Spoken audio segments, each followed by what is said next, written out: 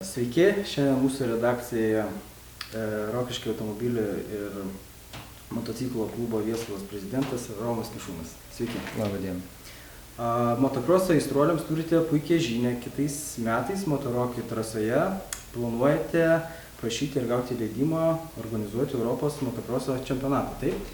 Taip, planuojame tą dalyką daryti, bet visų pirma, visi planai prasidės ir prašymai nuo to, kad reikės inspektuoti trasą, o norint inspektuoti trasą, reikės pateikti prašymus federacijai, federacija pateikia prašymus FIM-ui ir kai bus vykdomos rimtesnės varžybos, tai sakykime Lietuvos čempionatas, atvažiuoja iškviečiamas inspektorius, jis inspektuoja trasą ir jeigu randa kokius trūkumus, pastebėjimus, su visą tai surašo, juos įvykdžius, tada galima prašyti jau organizuoti Europos čempionatą.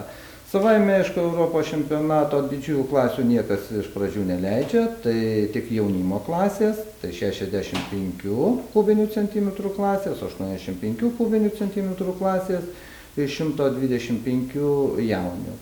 Tai tikrai tos greitos klasės, energingos klasės, kurios irgi žiūrisi gan puikiai, ne ko prašiau kaip pačios didžiosios klasės. Tai augantis jaunimas, tikrai rimtos varžybos vyksta ir Lietuvoje jau vyksta Pakruojyje tokios varžybos, anksčiau būdavo Šauliuose, bet Šauliai šiuo metu kažkodėl tai tų varžybų atsisakė, turbūt gal finansavimas ar rėmimo biškutuką stoka.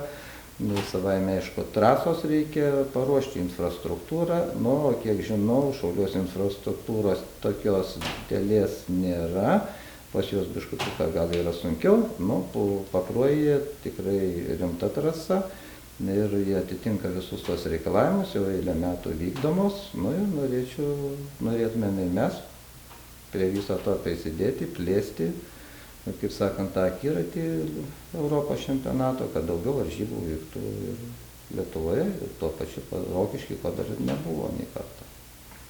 Ačiū už pokalbį.